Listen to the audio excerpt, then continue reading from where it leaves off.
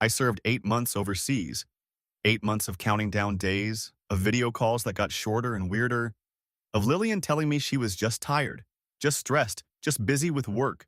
8 months of me sending money back to cover rent on our apartment because she said her hours got cut. 8 months of being a complete fool. Let me back up because you need to understand something. The apartment was mine, my name on the lease.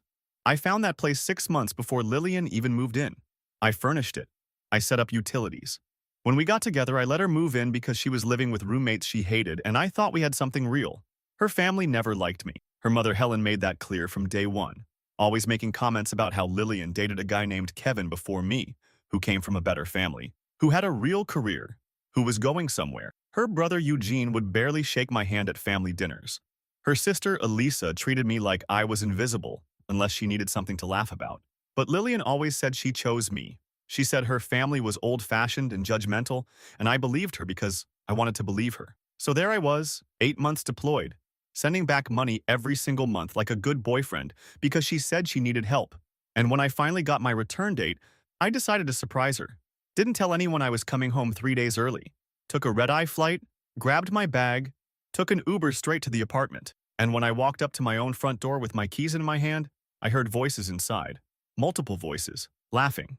I unlocked the door and walked into what I can only describe as a family gathering in my apartment. Helen was sitting on my couch. Eugene was leaning against my kitchen counter drinking a beer. Elisa was sprawled in my armchair scrolling her phone. And Lillian was standing next to some guy whose arm was around her waist like he owned the place. Kevin. The ex. The one Helen never stopped talking about. The one who was supposedly so much better than me. Okay, so we're speed-running betrayal here. This man is overseas, serving, sending money home like a husband already, and the whole time her family is hosting Thanksgiving dinner in his apartment with the ex-boyfriend as the guest of honor. And the thing that kills me is, he's walking into his own home like a stranger, keys in hand, lease in his name, and he's about to feel like he broke in somewhere. That's the psychological warfare of cheating. They flip the script so hard that the victim feels like the intruder. And you want to know the worst part? Nobody even looked surprised. Not shocked, not embarrassed.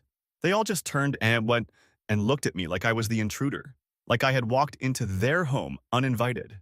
Lillian started talking immediately, saying this was not how she wanted me to find out, saying she tried to figure out how to tell me, saying she and Kevin reconnected while I was gone, and she realized she never stopped loving him. She said it like she was reading from a script she had practiced.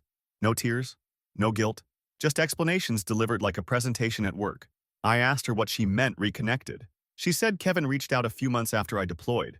They started talking, then meeting for coffee, then more. And apparently somewhere around month 4, she decided our relationship was over and moved Kevin into my apartment. Eugene pushed off from the counter and walked toward me. He got right in my face and told me I should just leave, that Lillian upgraded and there was nothing for me here anymore. Then he shoved me, pushed me right in the chest like I was some punk kid he was running off his property.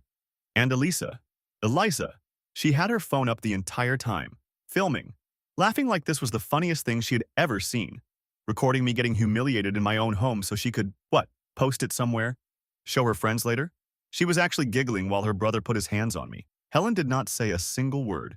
She just sat there on my couch with this satisfied look on her face, like everything was finally right in the world now that her precious daughter was back with Kevin where she belonged. This family moves like a unit, like they rehearsed this. Eugene's playing bouncer, Elisa's playing TMZ camera crew, Helen's playing satisfied mob boss from the couch, and Lillian is delivering her breakup speech like she's reading quarterly earnings to shareholders. Zero emotion, just bullet points. I reconnected. I realized. I moved on. This is what happens when someone mentally checked out months ago. By the time you catch them, they've already processed the whole thing. You're in shock, and they're in post-game analysis mode. Cold, calculated, disgusting. Here is what none of them knew. Here is what they could not possibly understand standing there in my apartment treating me like garbage. I found out about Kevin 3 weeks before I came home. One of my buddies back home sent me a screenshot from Lillian's Instagram story. Her and some guy at a restaurant. The caption said something about date night. My buddy recognized the apartment in some of the background shots from other photos. My apartment. He sent me everything. I spent 3 weeks putting pieces together. 3 weeks of going through every financial record I had access to. 3 weeks of making phone calls and sending messages and figuring out exactly what had been happening while I was gone. The money I sent every month for rent? Lillian hadn't paid rent in 4 months. She had been pocketing it. The landlord reached out to me directly because my name was on the lease and I was 3 months behind. I had documentation of every single transfer I made to her account. But more than that, I spent those 3 weeks talking to a lawyer because that apartment was mine, my lease, my name. And Lillian had moved someone else in without my knowledge or consent and stopped paying rent with money I was sending specifically for that purpose. So when Eugene shoved me and Elisa filmed and Helen sat there smug, and Kevin stood with his arm around my girlfriend in my living room, I did not yell. I did not fight. I did not give them the satisfaction of a breakdown. I smiled. I looked at every single one of them and I smiled. Because they had no idea what was coming. They thought this was the end of the story. They thought I would slink away humiliated, and they would live happily ever after in the apartment I built. They thought I was just some military guy too stupid to see what was happening. Lillian looked confused when I smiled. She asked what was funny. I told her nothing. I just wanted to remember all of their faces right now. I told her she should enjoy the apartment while she could. Eugene stepped up again like he was going to push me a second time, but I just held up my hand and said I was leaving. No need for more content for Elisa's video. Then I picked up my bag, walked out, and closed the door behind me. I could hear them laughing as I walked down the hallway. I could hear Helen saying something about how she always knew I was not right for Lillian. I could hear Kevin making some comment about me being pathetic. Let them laugh. I had a hotel room booked already. I had documents ready. I had conversations recorded, transfers documented, and a very clear legal path forward that was going to make the next few weeks extremely unpleasant for everyone in that apartment. But here is where it gets complicated. Because what I did not know yet, what I would not find out until the next morning, was that Lillian's family had their own situation going on. A situation that made them need that apartment more than I realized. A situation that was going to make what I had planned hit them about 10 times harder than I originally intended. And honestly, finding that out did not make me reconsider. It made me want to push even harder. I will update when I can. Right now, I am dealing with some things that came up this morning and I need to figure out my next move. But trust me when I say this is just the beginning. That smile. That is the smile of a man holding a royal flush while everyone else thinks he folded. 3 weeks of preparation, 3 weeks of building a legal case while they thought he was clueless overseas. They were laughing at him walking down that hallway, calling him pathetic, feeling like they won. And this man is walking away with a dossier.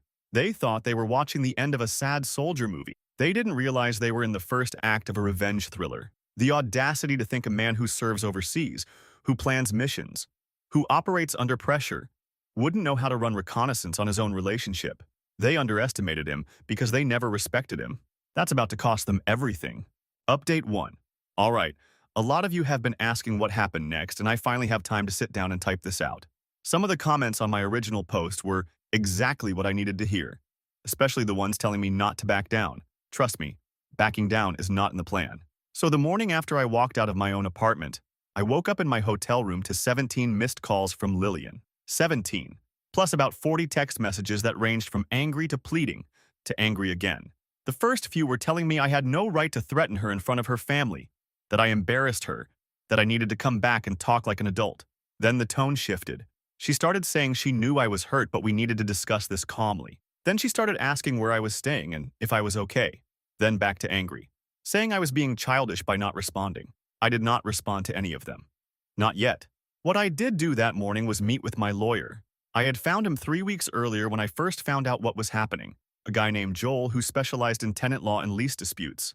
I showed him everything, the lease with only my name on it, the bank transfers to Lillian totaling over $4,000 earmarked for rent, the messages from my landlord asking why rent had not been paid, the screenshots my buddy sent me of Lillian and Kevin clearly living together in my apartment. Joel told me something that morning that changed everything about how I approached this situation.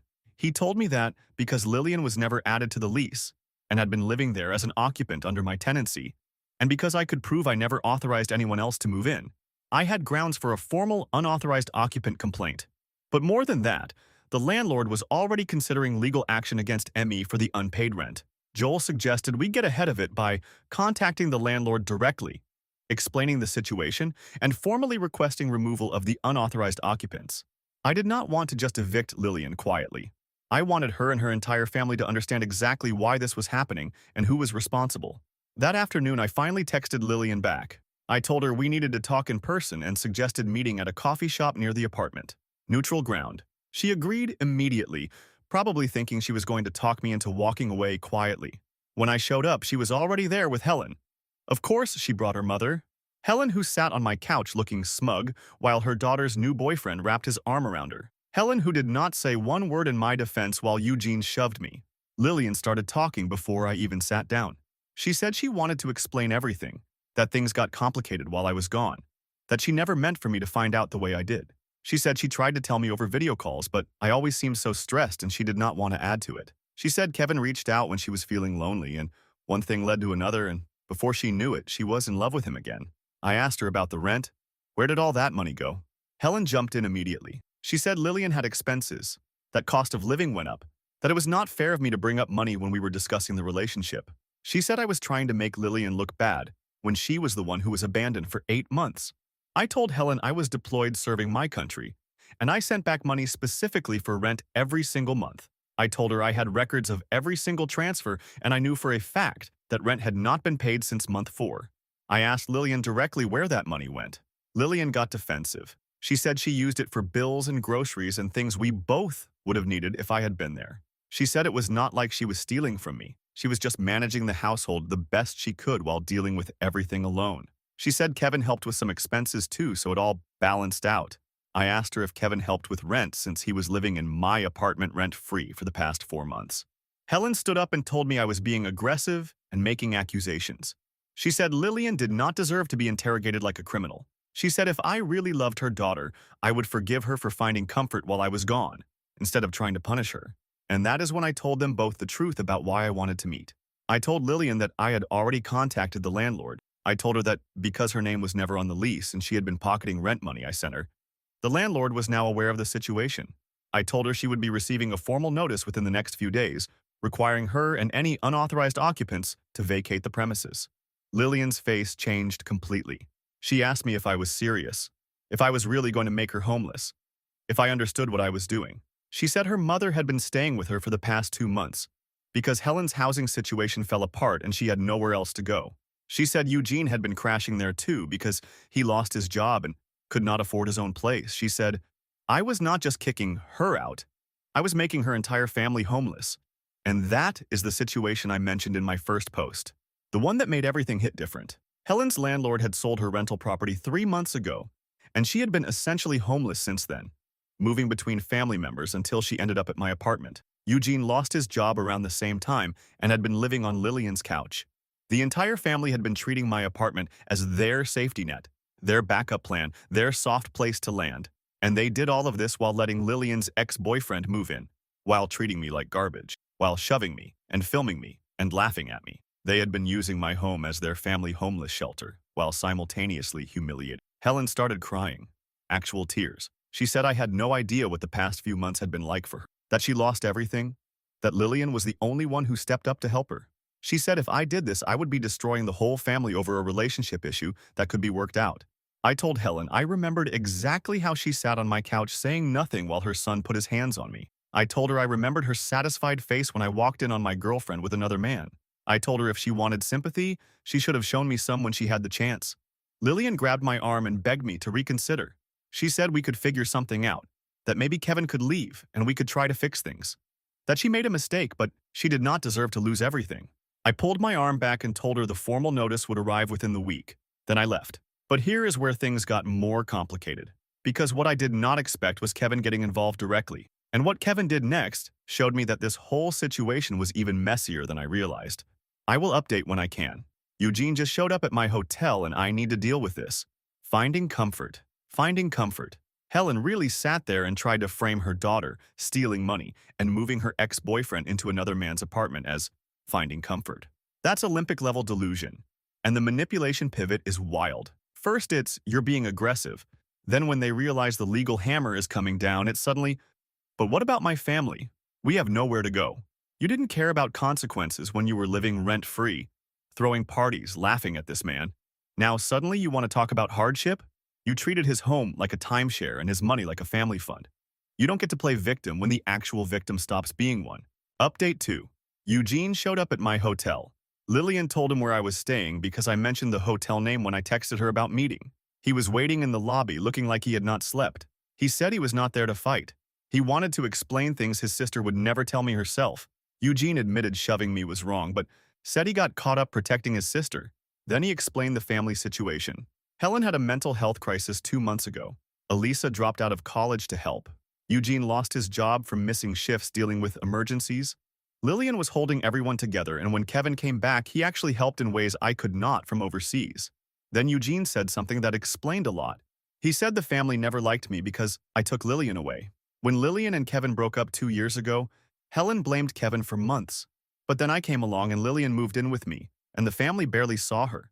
Helen felt like she was losing her daughter to a stranger who was always deploying. He said they did not hate me. They hated that Lillian chose a life without them. I told Eugene that was not my fault. I encouraged Lillian to maintain those relationships. She made her own choices. Eugene said Kevin wanted to talk. Kevin was willing to handle things financially if I heard him out before going through with the eviction. So I agreed to meet them at the apartment the next evening. Not because I was considering anything, because I wanted to look Kevin in the face. Kevin was different this time.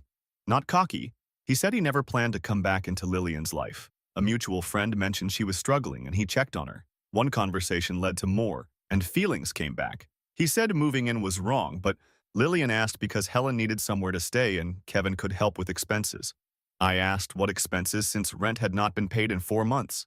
Kevin got uncomfortable. He said he helped with groceries and utilities and was planning to help with rent, but Lillian told him I was covering it. He did not know rent was not being paid. Lillian jumped in saying it was complicated. Helen needed medications. Eugene needed help with car payments. Elisa needed money for textbooks. The money I sent got absorbed into keeping the family afloat. I asked if she ever planned to tell me. She said she did not know how. Every video call I looked tired and she did not want to add stress. She kept hoping things would stabilize before I came home.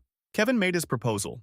If I walked away and let them handle the back rent, he would pay what was owed directly.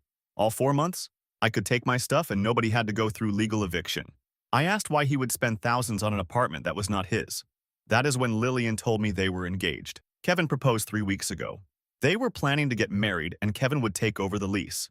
The apartment would be their home, with Helen staying long-term. They were planning a future in my apartment. Kevin's offer was not generosity. It was securing the home for his new wife. Elisa was there on the couch. She told me to take the deal. She said she still had the video from that first night and would post it everywhere if I made this difficult.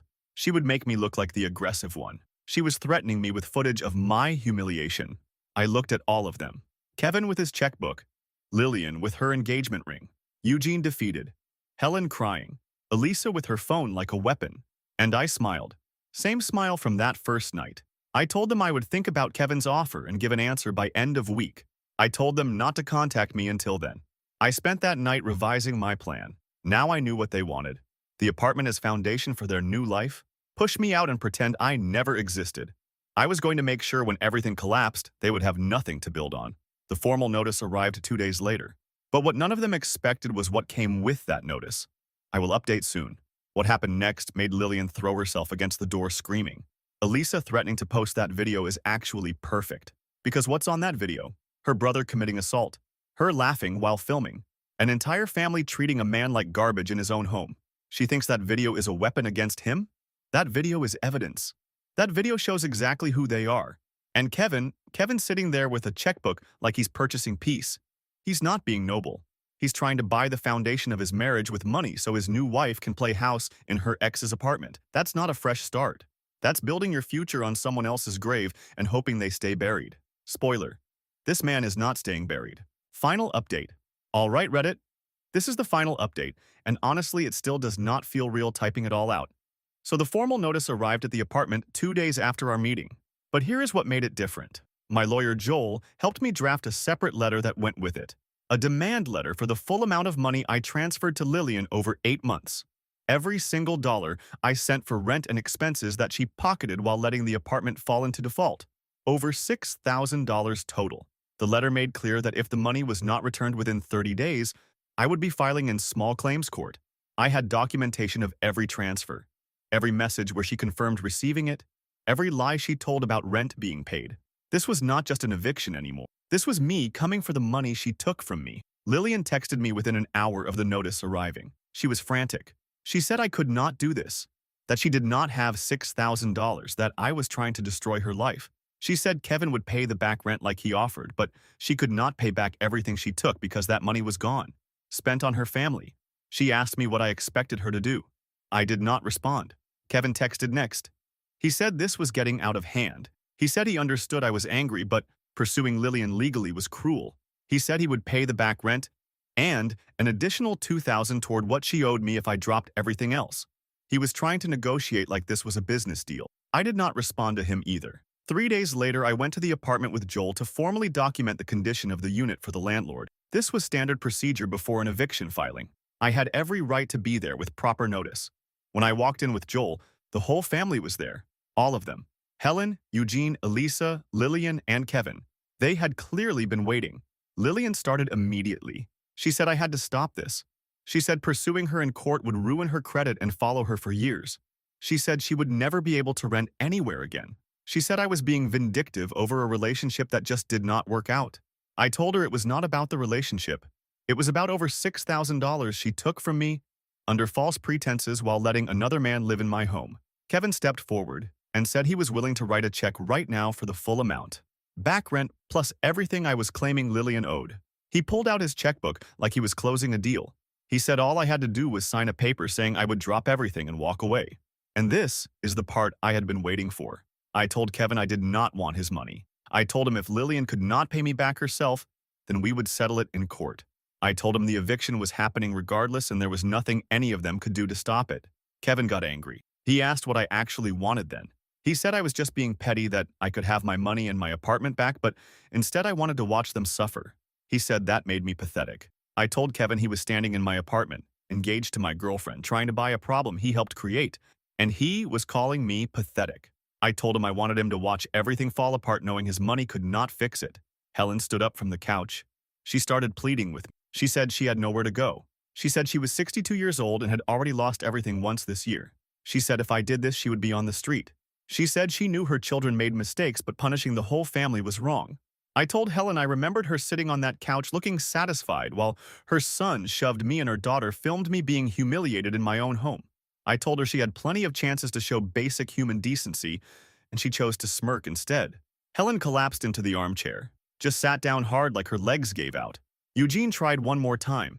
He said I made my point. He said they knew they messed up. He said there had to be some way to fix this without everyone losing everything. I told Eugene there was not. Lillian ran to the front door and pressed her back against it. She said I could not leave until I agreed to work something out. She started screaming that I was ruining her life over pride. She screamed that she was sorry, that she made a mistake, that she never meant for any of this to happen. She kept screaming until her voice cracked and went hoarse.